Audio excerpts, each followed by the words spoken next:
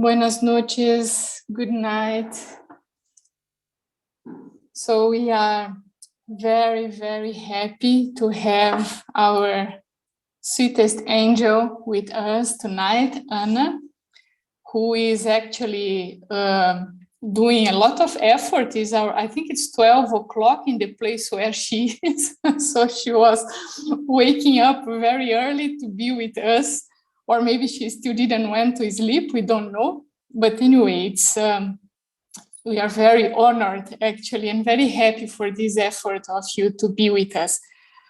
Anna, she has been traveling in South America more than once, I think, and so I'm sure that she won a special place in the hearts of many of you, of many of us, as our dear close friend.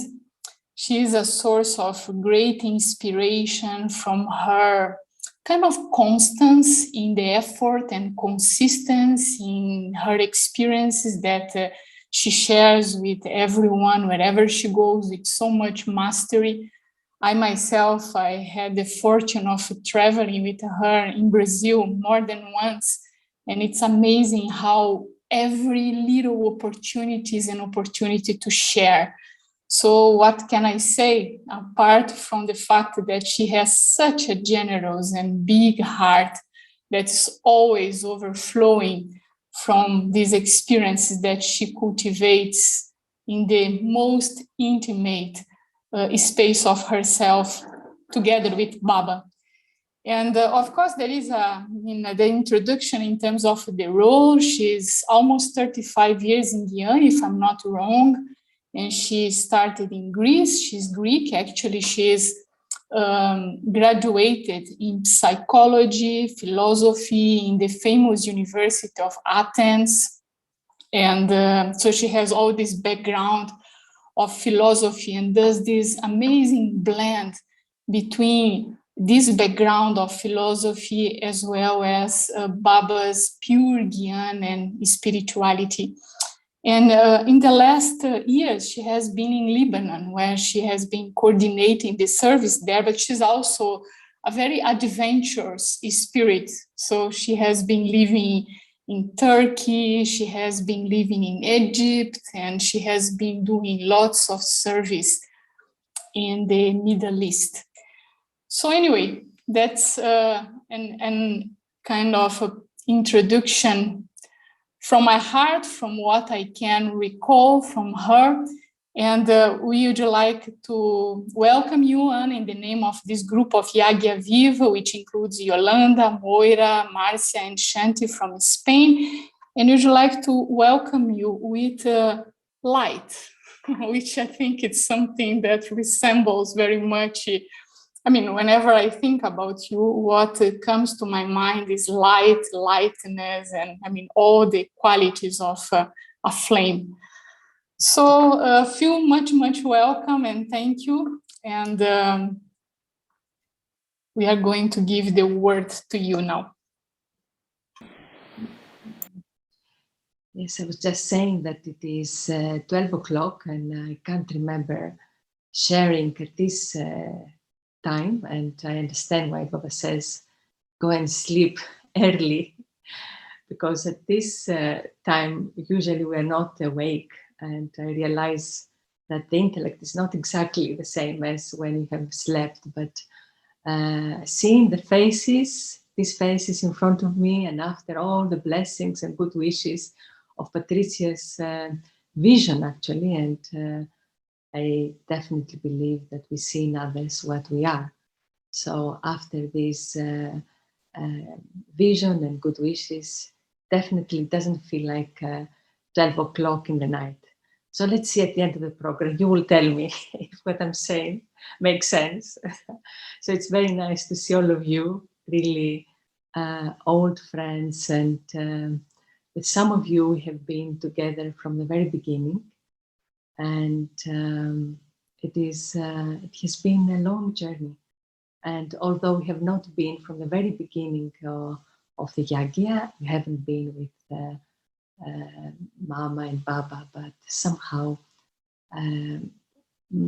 we feel connected and not only the ones that have been for 30, 40, 50 years, definitely the ones who are with Mama and Baba, but I have the feeling that even the ones who come now and the ones that have taken spiritual birth even through Zoom somehow, this is the magic of the yagya, that one can feel it depending on how subtle we are. So whether we are for a long time or very new on this journey, I think somehow, depending on our subtlety, we feel definitely connected with the very roots of the yagya. And maybe we can start with 1 minute of silence. And silence is always always helps us to connect with the essence. So just 1 minute.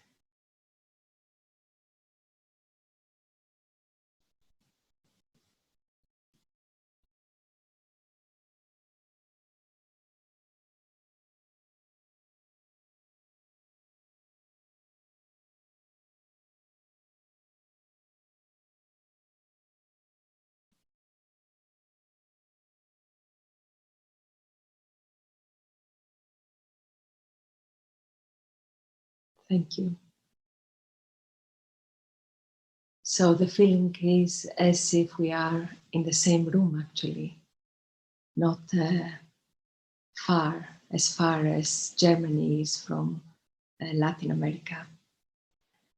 And again, thank you very much for the opportunity to connect in this magical way.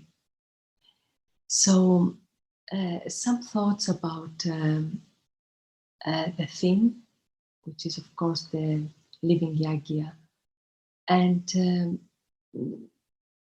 maybe also some few thoughts about the physical yagya that has been known to Bharat from the Copper Age, from the ancient times. So the word yagya actually, in terms of etymology, is connected with the Latin word ignition, to ignite.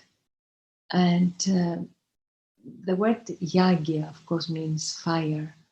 But this fire, the yagya that the Vedic tradition in Bharat has adopted over the last 2,500 years, is a special fire. Even in Bhakti, it's a holy fire. And the idea around this physical yagya of Bhakti is to sacrifice. So donations have been happening all the time, but here the idea is not just to donate something, but to burn it, to sacrifice.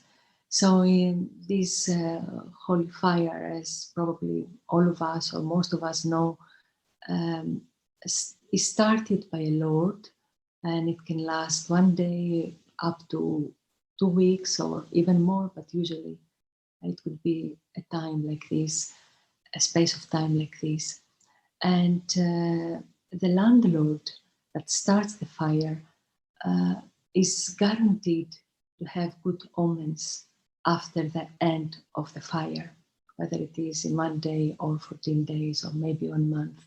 And of course, there are special rituals and traditions under which this yagya is happening. The essence of it is that they sacrifice, the landlord sacrifices in the yagya. It might be seeds, it might be grains, it might be gold, depending on how big the heart is. But also, an aspect of the sacrifice is to sacrifice what you don't have, what you lack. And somehow there is this faith that if you have the courage to sacrifice what you don't have, what you lack, you are going to have abundance. And the reason why this system, this tradition has been going on from Copper Age up until now is because it works. Somehow it works up to recent times. And I will not go into examples that I have heard because of the time, but it is known to the one that starts the fire that he's going to be very fortunate for the next year after the fire or for the rest of his life. And he knows that fortune is going to come. And the last day of the Yagya, he opens it up to the people of the town so that they can also create their fortune. So they come with whatever they want to sacrifice according to their heart. And of course, they believe that the result of fortune is going to be according to that. So this is the idea in Bhakti, but when Baba comes, he starts his own special godly divine yagya. And of course, everything that is connected with Baba and us and truth is at the level of reality and at the level of the invisible level. Baba himself is invisible and we ourselves are invisible, subtle. So the yagya, the real yagya actually is also invisible and subtle. And of course, the memorial of what's happening now in Bhakti is very physical in the way we very essentially described. So when Baba comes, the landlord that is the most suitable to start his fire is Brahma Baba and Mama, and then the Brahmins, number-wise. So when Shiv Baba comes, he ignites the seed that already exists of soul consciousness. So he comes and he reminds in the soul of Brahma Baba that he is a soul. And this is the beginning of the yagya. But for the ignition of soul consciousness to remain, which is one of the aims of the yagya and one of the signs of a successful yagya, even in Bhakti. The idea is in the yagya of Bhakti, the fire not to be extinguished, even for 1 second. From the moment that it starts, it has to be ignited until the very end. Otherwise, it's not successful. So for soul consciousness to be successful, there has to be the sacrifice of illusion and everything that comes with illusion, which is the weaknesses, the vices, Ravan, ego, whatever name we want to use. So we use the word yagya now, and it has been used over the years to describe also some physical aspects. And I was thinking, according to the time we have also, to focus more to the essence of the yagya, to the subtle, invisible yagya that started in Brahma Baba's consciousness, soul, but it has been conveyed or transferred, what is the right word, in all of us. So soul consciousness is the first and the last step of our journey, and this is the essence. And when we focus at the essence, then we feel that the original yagya and the final yagya has no difference, actually. And as we said earlier, for this soul consciousness to remain ignited, we have to make sure that we sacrifice, that we burn our weaknesses. And I say our weaknesses with some hesitation, because yes, we created the weaknesses and we are responsible for them, no doubt for this. But in that sense, it's ours. But at the same time, they have no connection with the true self. So this sacrifice of the weaknesses, maybe in the beginning, at least some of us or many of us were not that clear that can happen in a very, very easy way.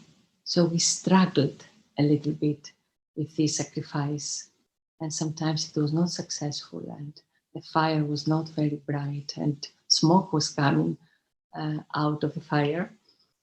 But I think as time is passing and is reaching to the final stage, we all become more and more clear and accept that really this yoga is easy, because the fire, the yagya, is connected with soul consciousness and God consciousness, with the union with the self and God. And as time goes by, we, I think, all understand that this is something that can be very easy. And there is a program within the whole world, actually, the human race. It's like a culture of the human mankind. Whatever we think of or we try to achieve, to project difficulty in whatever we want to do, somehow there is this culture. We start doing something and we think that it requires effort, that it is difficult. And I would say that at this point of our spiritual journey, at this point of the yagya, the very essence of its meaning, we all come to understand more and more that this journey is really easy. And as I mentioned earlier, when we see the essence of the yagya, nothing has changed really, although externally so many things have changed. But the aim from the very beginning until now is the same, is to be who I truly am, to be what I am, the true self, the angel. And this has not changed. Baba didn't change the aim. Maybe he became more clear according to the time and according to our stage, according to our intellect. But the aim is the same, to see constantly who we truly are. In fact, the aim is not to change from human to an angel, but the aim is to remove the clouds, the rubbish from our intellect and see who we are. And in that sense, the yagya is the same. And yes, externally, the structures, the physicalities are changing according to the time. There's no doubt for this. But if we keep the essence of this journey, if we remember what is the essence, then we'll always feel very much connected with the yagya, regardless what's happening outside. There's so many things going on in terms of structures, in terms of the physical world, and somehow this has a connection with some external systems, like for example, the system of the centers. We know that there has been a change the last 1-2 years because of COVID, but this is so external, although it's part of the yagya, we can say. There are so many aspects that consist this yagya. But again, if in our awareness we remember what is the essence, which is eternal, constant, from the very beginning until the end, then we can't really talk about change. I would see that the change in our personal yagya, in the fire within each one of us, is the one that I mentioned earlier, that is that we come to understand that the journey can be very easy. And we use the word journey, but even this maybe is not as accurate, because journey means that you are here or somewhere and you want to reach somewhere else. But if we think about it, is it really a journey to be who you already are? Because the understanding is that we have never been anything else except the soul. And Baba speaks about the original, eternal, pure soul. So this is what we have always been, and we will always be eternally. But what has changed in our cycle when we come into the game of life? What has changed is a stage of the intellect, the clarity in the intellect, that cannot see clearly the self as he is. So our aim is to remove the dirt from the intellect. And the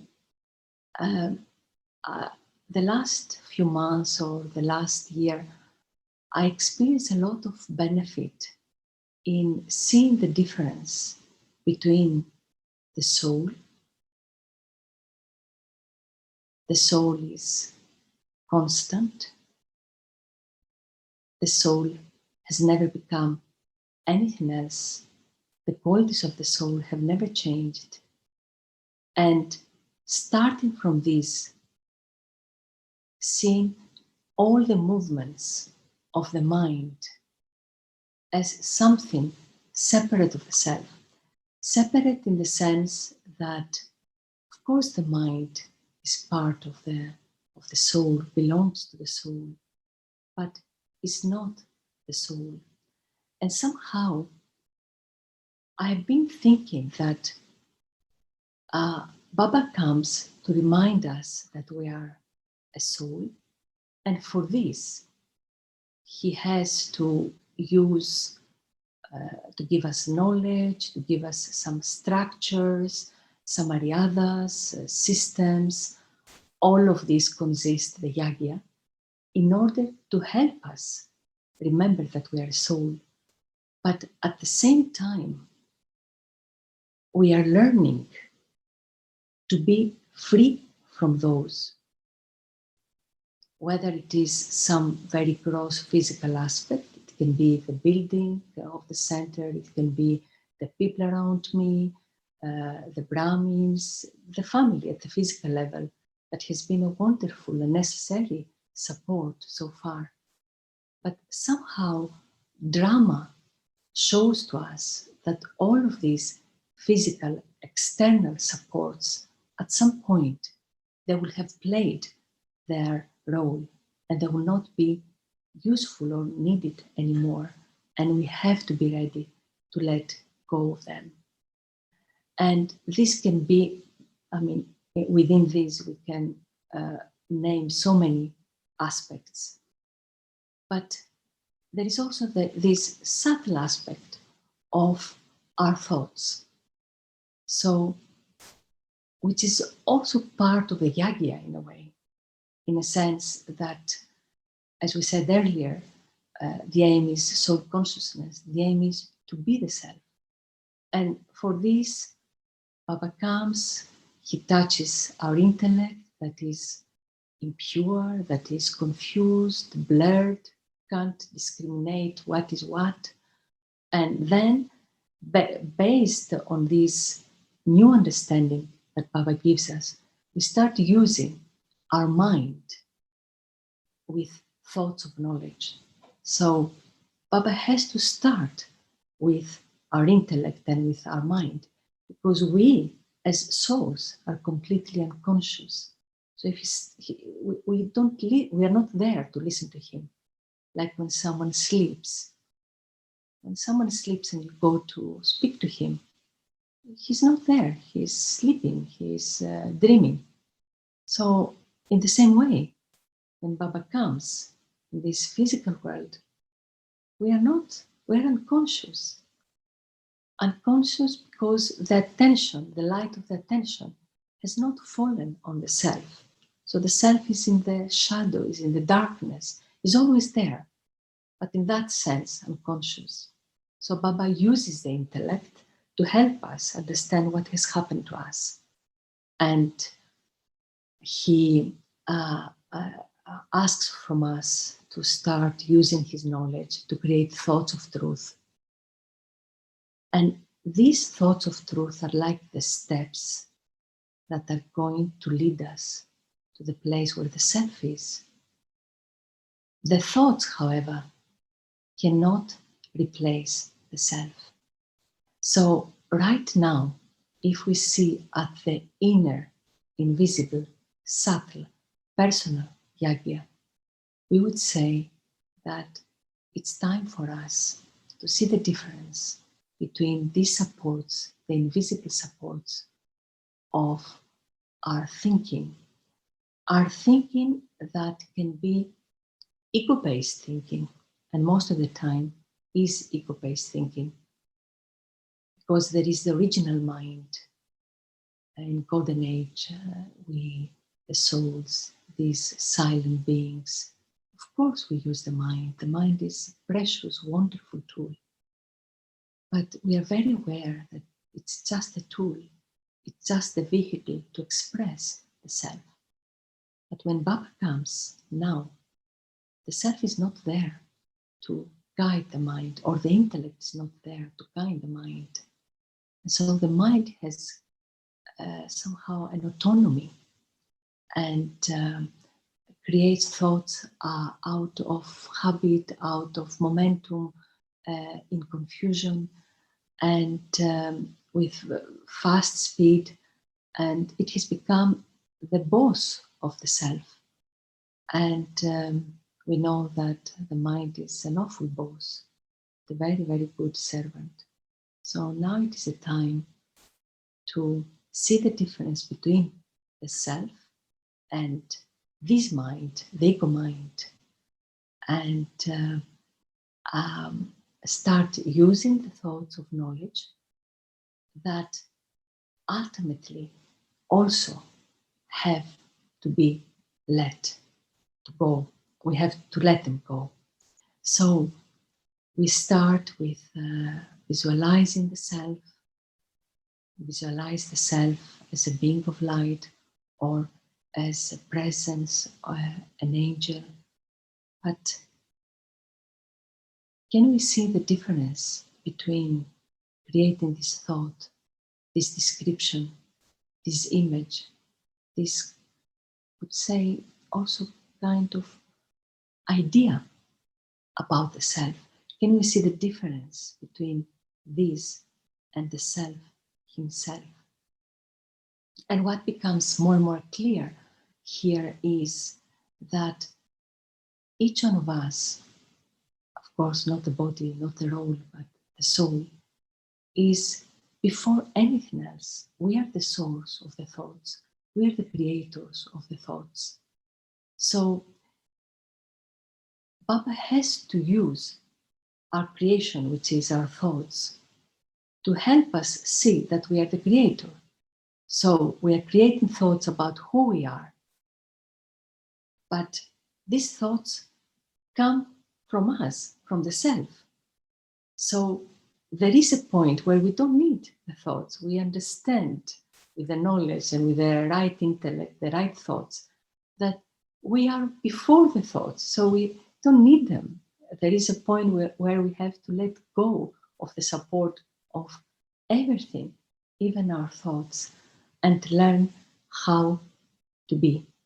And when we are in this stage, one feels so connected with Baba's Yagya, the first souls, Baba and Mama, who are in this stage of being, who are in their essence, but also with others, the ones who came after Brahma Baba and Mama, but also everyone who is now here and we know, but also the ones that we don't know, and not only the Brahmins. Somehow the idea of the Yagya expands to the whole world. Because even in Bhakti, at the end, the last day, they opened the Yagya to the whole town, and we can say that that day is the equivalent to the final moments of the Yagya now, where the whole world is part of this Yagya. And when we are in this stage of being a soul, experiencing our essence, experiencing real silence, we feel connected with everyone else without discrimination, whether they are Brahmins or not Brahmins. So somehow the Yagya expands, because the vices of everyone have to be sacrificed, burned in the Yagya, in the fire of yoga, in the real connection with the self and with Baba. And this stage, it's not even a stage, it's who we are. It is something constant. It's not a stage that comes and goes. So in this way, we feel connected with everyone, and somehow this power of truth burns the weaknesses of everyone. The idea of the Yagya is fortune. So our own accurate awareness of who we are and of Baba brings fortune to the self and to everyone, the whole world. But also, what goes with the Yagya is the divinization. So we use everything that we have for Baba, including our mind, of course, and everyone else's resources. We inspire them to use them for the Yagya. And in this way, they create fortune, but they divinize. Whatever we have becomes divine. So, before we continue with some thoughts that maybe we can reflect for a few minutes, you can reflect, you can have some silence and think about these aspects. The essence of what we have been sharing is that the Yagya of Baba, the original and the final, is the same one, is soul consciousness and God consciousness. And if we see this as Yagya, of course, together with all the other aspects that come to support this, but we shouldn't lose the essence for the sake of the external aspects. The external aspects are there to sustain soul consciousness and God consciousness. So when we don't lose sight of the essence, then I feel that all the changes somehow feel a little bit irrelevant. One feels so much connected with the seed of Yagya, Baba, and his family, the souls, and not many thoughts about what's going to happen, why this happens in this way. The external things are not important. And in any case, we know that everything is very accurate.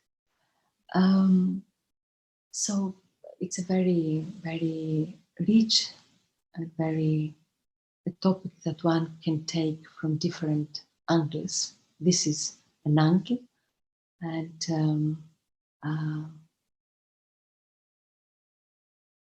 yeah, it's time to be. It's time to let go of any support, external, but even inner supports of our ego-based thoughts that like to constantly say something, because the nature of our mind is to constantly say something. So can I let go of my mind, in the sense not to engage with my mind? So the mind will create thoughts, but can I just not engage at all, not give the oxygen of my attention to my thoughts, and allow my attention to be drawn to the source of the attention, which is the self. So we can have, we will have some time for your thoughts and your comments and maybe your questions, and also some time to reflect more together and confirm and see all this within our consciousness. Because it's one thing to share something, thoughts are triggered, but it's another thing to spend time and see all these things from the space of silence, not with a logical mind that tries to understand, that analyzes, that does something. But again, as we said, letting go of any thought and just be, because all the knowledge and all the experience is within the soul, within the incorporeal soul, within the angel. So it's time to start getting the answers from there and not from the logical mind that tries to explain everything. So one thought maybe that we would like to reflect on could be, how can I be a true server of God's Yagya from now on? What does it mean for me to be a server, the priest or priestess in God's Yagya? What do I need to do for this now, at this point? How do I understand my role in serving Baba's Yagya? And also, maybe another thought to reflect would be how true, how constant, how stable my connection with the original, eternal, I would say, Baba's Yagya is.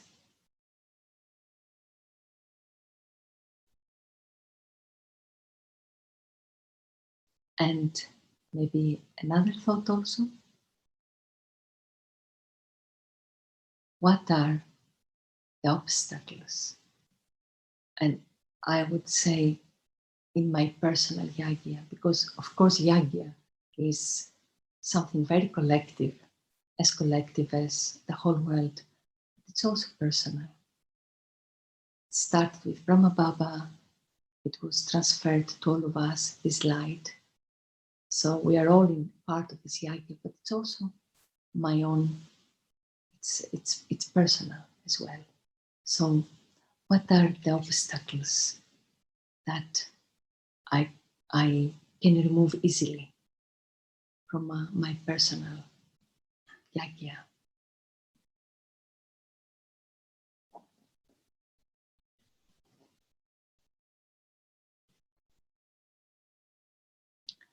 So,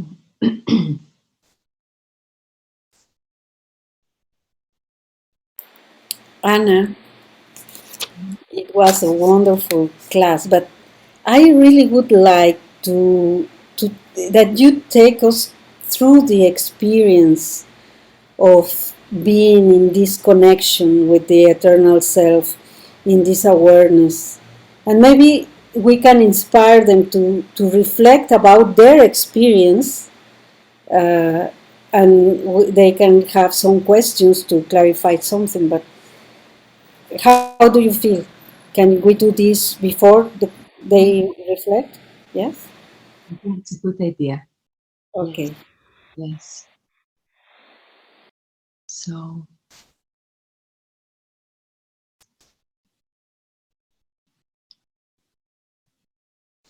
So, we use this time together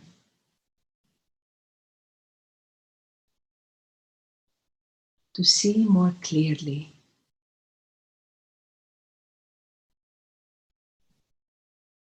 the self. We all have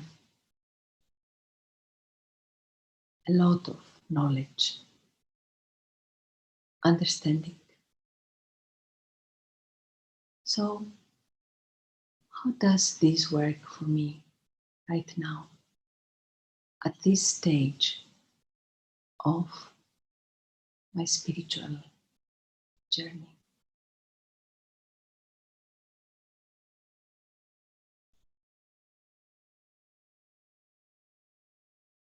So, as we are now together, and this is very auspicious and magical, it has its own power that we are together. So, we use this time and this collective energy to see more clearly what Baba wants from us. What does Baba has been telling us all this time? Of course, Baba says, you are a soul. Remember that you are a soul.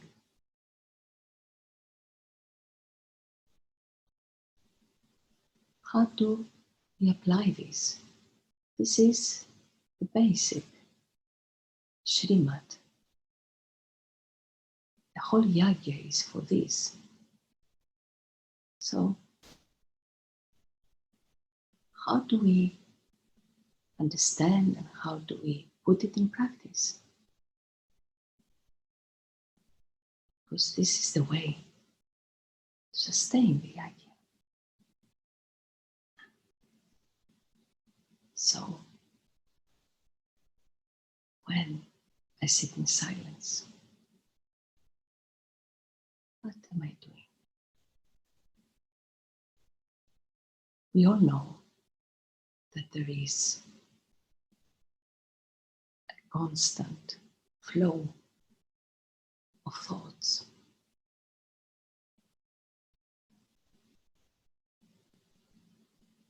We see right now how thoughts can pop up because the nature of the mind is this, to do something. This is the mantra of the mind, to do something, that is to create thoughts. So thoughts will come.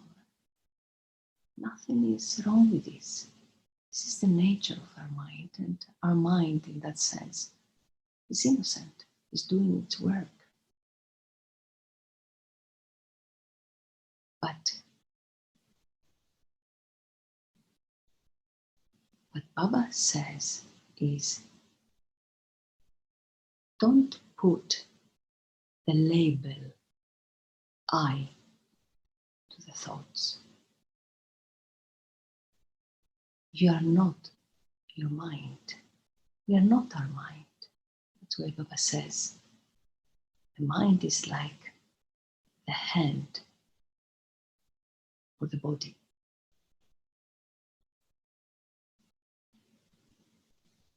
Our mind is a tool. And now with knowledge we create thoughts about who we are.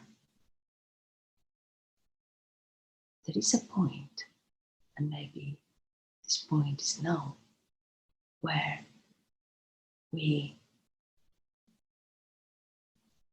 are not the mind that visualizes the self, but it is the self that sees the mind. It is not the mind seeing the self, but it is the self from the space of silence that can see the games of the mind. Our attention is now drawn towards this silent presence, silent being that has never been absent. This being is constant, unchanging, unchangeable.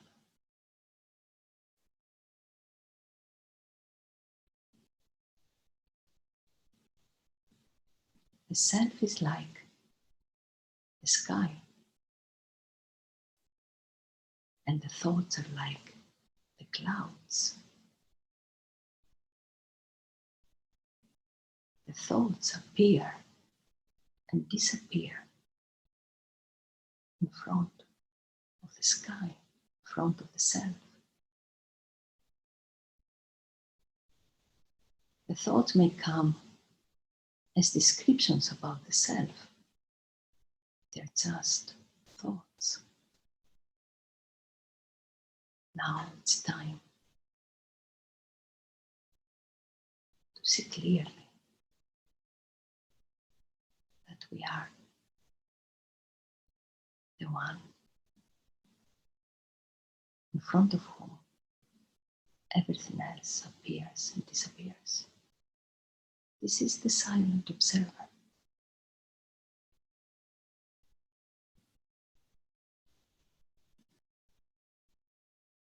For a long time, I've been practicing or telling others to step back and observe the mind. But now we realize that we step back and full attention is drawn to the self.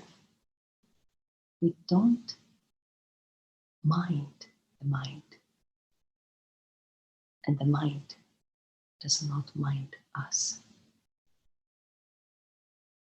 If we just give the attention to the perfect self that we are, the mind will bow down in front of his master naturally, without force, without trying to control or chase away the thoughts. We don't touch the mind. And the mind will surrender to the self, to his master, will become one with the self, will serve the self.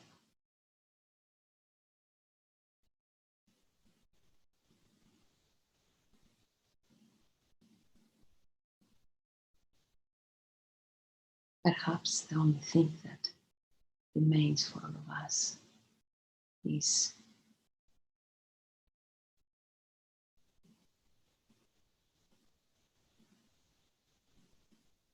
to allow this most intimate power, the self, which is the attention, to be drawn towards the self. Not the mind, not someone trying to hold attention. Something someone says. Let me concentrate. Even this is a thought. But allow the power of concentration to be drawn very gently towards the self.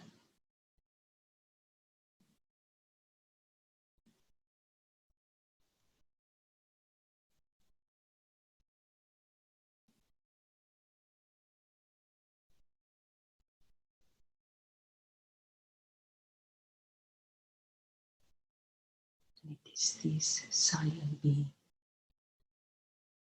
that is totally unaffected from the stories of the mind. It is this silent being that can feel naturally the presence of Baba. There is no this someone or something that is trying to think the self or of God. It is a natural beingness, a natural sharing with Baba, combined.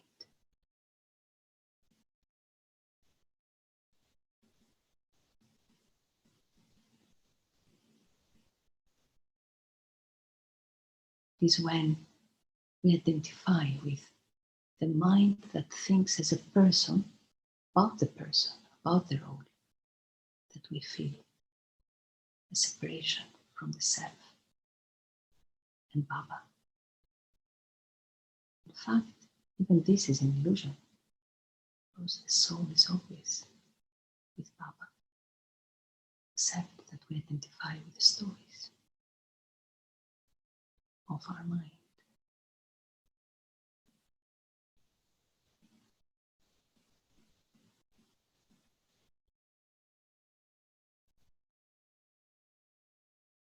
So this is the angel, the angelic stage, the true self, the one who is free from the Maya mind, the thought based on illusion.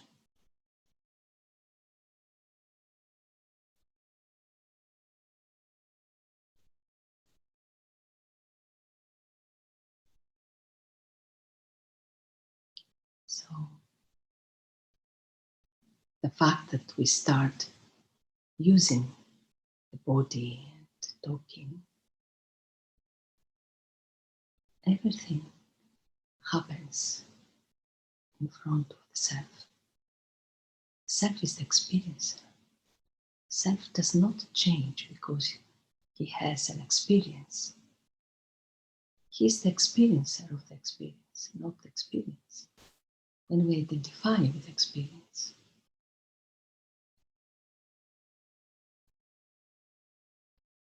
then of course we are in illusion, in Maya, confusion.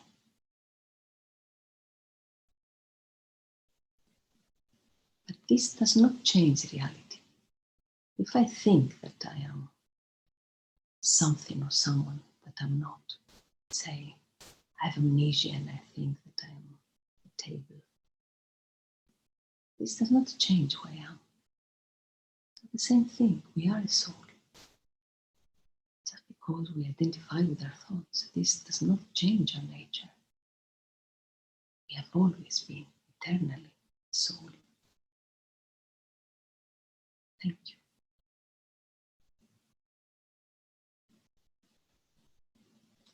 It would be nice to hear from you.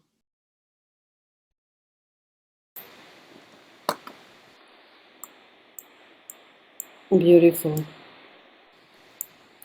It reminds me when we used. I've been in this group, hearing many times the experience that you create with this insight so powerful. and it was so refreshing to listen again. This actually it's long time that I don't connect anymore. Uh, but anyway, it's. I am thinking about you were saying that the yagya is fortune, because fortune is the awareness of who we are with Baba, and you were connecting this as the essence. The essence of the yagya never change. That is the same. The essence of the soul never change. How can you keep connected? Give us 3 steps, especially for those who don't know even very much the yagya, because they've been born maybe during the pandemic through Zoom, without connection with the real experience of Madhuban, etc. 3 steps, or maybe 5 or 4, how to keep this essence in their awareness, so they can take with them something that they can practice in their daily life. Mhm. Yes. As we said earlier, uh, this theme of the yoga is very rich and subtle, and one can approach it from different angles. Um, um, we we today saw one angle, which is invisible, and basically we saw the consciousness. We saw what's happening within our consciousness. And from here, if we are connected with the self, then we can feel connected with the essence. Even Madhuban, that is such a special place for all of us, for the ones who have not been there, or even for the ones who have been, but maybe will not have the chance to go again. I feel that if we're really we are in our essence, there will never be the feeling of missing, why I cannot go or why I have not been. Because the reason we go there is again in order to take the support and experience our essence. And this is where we experience fullness. So, how to do this? How to stay, how to see who I am all the time? One step is like a small mantra or slogan, not mantra, but slogan, is let me not touch my mind. So thoughts come, let me not even create, let me not even touch them, not give them attention. And we're talking again about the ego-based thoughts, because thoughts are necessary for practical things, we know that. But the thoughts that are coming, the thoughts that are like the person, the one who is thinking like Anna within me. So these thoughts, I shouldn't touch them, and I shouldn't put the label I to them. So this is one step that I find very, very useful. And this will allow me to go into the depth of my essence. Not touch my mind.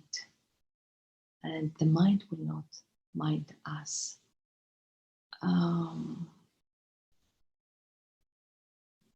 I think that this can bring a lot of revelation to what the true self and the connectedness with others, which is what the Yagi is about. The Yagi is about essence, but also through this essence to feel the connectedness with others and to burn the weaknesses in the most non-violent or not burning way, in the sense you don't give attention to your weaknesses. They are destined to shrink and to die, finally die. So I would say this is a practical step for this kind of idea. Yes. Okay, thank you, Anna. It's so insightful. It's really nice. I would like to ask everyone if they have any question to uh, to ask to you. If you have any question, please write it in the chat. It is a good opportunity to go inside and clarify many things.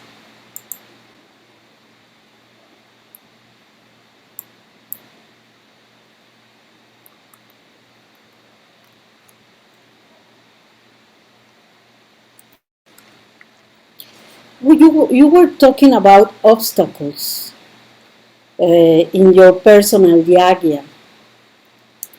Can you put some example of what kind of obstacle we can have in our personal yagya? I mean, I know the mind, the ego mind, is the main obstacle, but maybe you can describe it a little bit more so they can see more clearly what you mean. So, as we said earlier, when we use the knowledge of Baba and we see clearly inside the mechanics, as we say, of the soul, we understand how the soul works, then there are no obstacles, because what is the obstacle? As you said, is the habits, because the thoughts come with a certain force, because we have repeated for so many years, not only in this life and previous lives, similar types of thoughts. So they come automatically. So one obstacle is the power of habit. And also that over a long period of time, we create the habit of identifying with the thoughts. So thoughts come out of habit. This is one big obstacle. They have their own autonomy. The mind, the thoughts have their own power, momentum. This is one obstacle. Constant thoughts. Then the other obstacle is that we don't see these thoughts as separate from us, and we identify with all of them. And every thought we identify with is like we're entering a film. The same way you have this TV control and you zap into different film, different, how you call it, when you zap into, I don't zap into, and I don't know what it is, this thing that you zap into. No, when you, so the same thing with our mind. Every time we create a thought, and this happens constantly, it's like we're entering a new film. So imagine now what an obstacle this is to the self, who is the one who has nothing to do with all of this. It's just by nature and by default the observer and the experiencer of all of this. So I think these two are big obstacles: the power of habit and also the illusion that made us identify and become one with every thought that comes to the mind, and this is constant. These two things are very, I think, critical, and we can pay attention to them. But again, with the energy of easiness. As we said earlier in the beginning, there is this habit of whatever we try to do to project difficulty. It's a culture.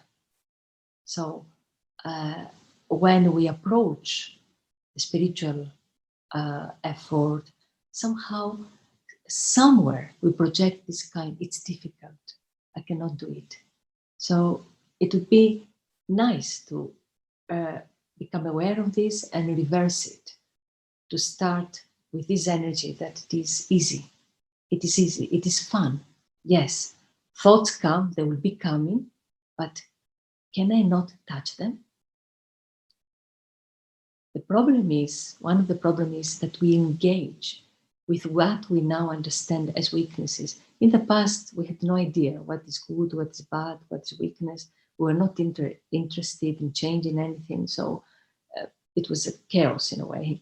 But now, when we realize something as wrong, somehow we identify with it and we think that this is who we are, that we are the weakness. It is a big obstacle, I think, in all of us, not to see that the self is not the weakness. We have to see our weaknesses, we created them, but not as me. We shouldn't, as I, we shouldn't put the label of I in any of the weaknesses. So want you please not to identify yourself with the I am from the ego minded, no? From this, maybe this obstacle or whatever you think you are. It's so subtle, but at the same time it's so deep. There is a question here. When I am relaxed and I think in the soul, I feel only peace. The thoughts can distract me, but I come back to the soul. But I don't see the soul. I only feel it. I only feel peace. Should I feel satisfied like that? Should I experience more? This is a question of Margarita. Mm-hmm. Nice. Yeah, it's not about seeing as much as experiencing the essence of the soul, of the self, and I think this is definitely satisfactory. But the more I stay, the more I don't get distracted by my thoughts, the more I discover the richness of the soul. The ego that comes with different forms, we may say, what? Silence and peace, it's boring. And immediately we may get distracted and start engaging in this kind of thinking. This is where we have to understand that the mind now is a liar, comes with constant lies, and we shouldn't give it attention. This is something that can reveal to us everything that we are. What? Not believing our mind, not being carried away, not following the mind. We're not obliged to do that. It's just a habit. And it's happening so fast, it's so slippery. Before we even realize it, we have already, we are one with the train of thoughts, one thought after the other. And these thoughts may be about the self, and we may think that they're justified, that they're right. But again, we don't realize that it's not the same. We may think about silence, but we are silence already. And one thing I realize more and more is that whatever is true is easy and it's natural. The one who makes effort and tries and questions sometimes, it's all coming not from the self, because when we are awake, when we are conscious, there's no space for this kind of thoughts. And if they come out of habit, they feel irrelevant because the soul is the embodiment of his essence. So, yeah. So peace is enough, but let me stay more with with seeing myself, with seeing as the self, not seeing the self, because it is the mind again who visualizes and see the self. But I am now the self, and as we said, I observe my mind, I see the mind, I, this silent being. And the more I stay with this, so many beautiful things come without me having to think about them, describe them, expect them. I just feel them naturally. The mind will do all of these things, will be curious, how, what, will not allow us to just be. I see. Very nice. There is another question here. Maybe we have two questions, but I think we don't have time for more. These two questions will be, because for you it's too late. I am a little concerned about that. That's There's no? fine. It's very fine. Okay. How to stop giving that label of the I to the mind, to the thoughts? Can you give a duty for that? How to observe my thoughts only with silence? This is the question.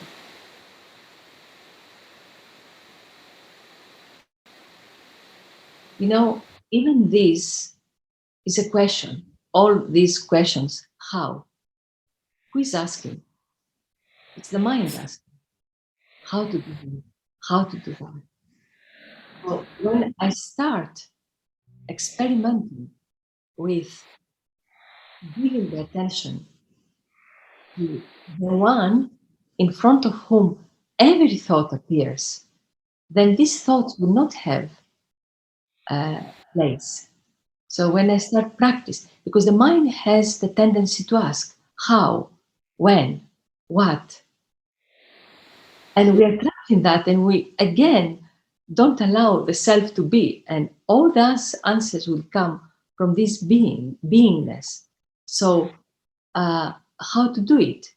Uh, just it's a matter of understanding clearly the power of our attention and allow it to be drawn, as we said, to the source of the thoughts.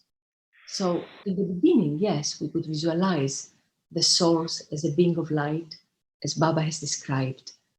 But then I start like this, but then I become, as my attention is on this being of light and not on the thoughts, I am this being of light and I see as this being of light because I have moved from my thoughts about this being and I am this being because my attention has been focused on this being and not on the thoughts.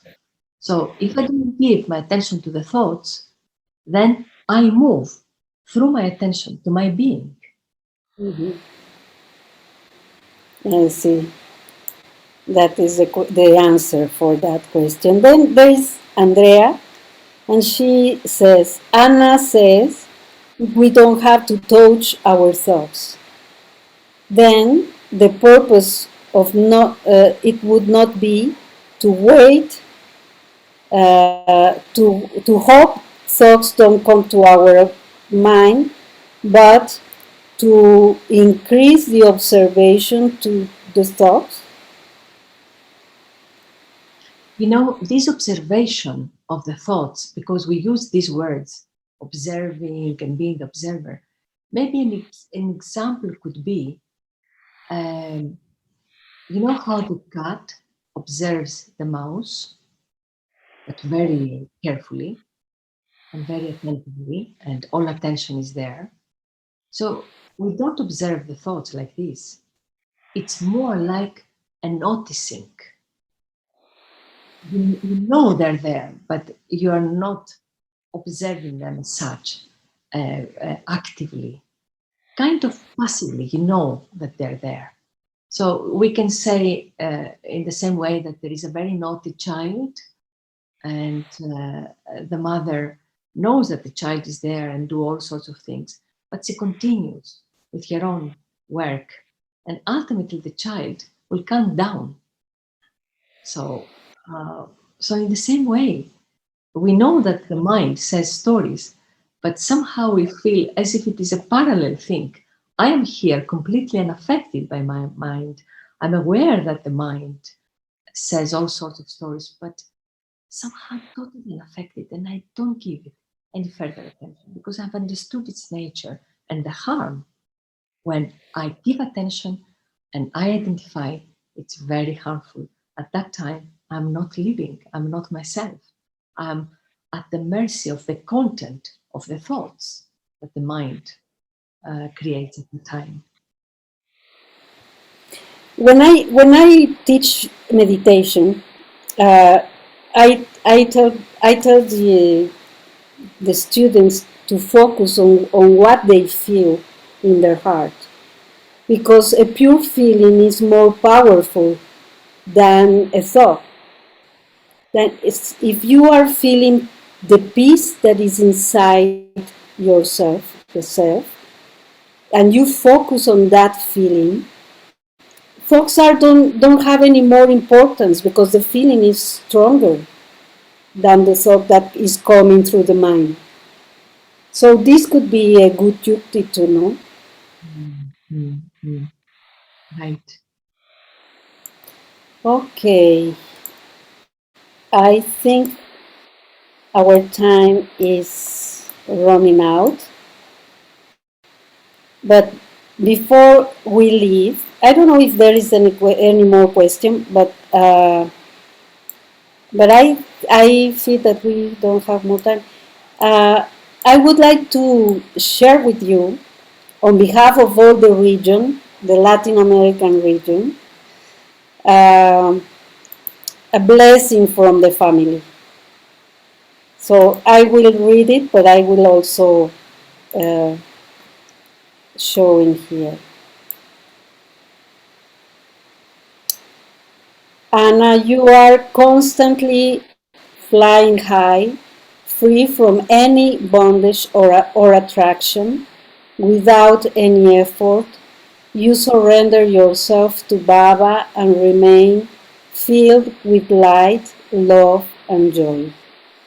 You fly and inspire others to fly.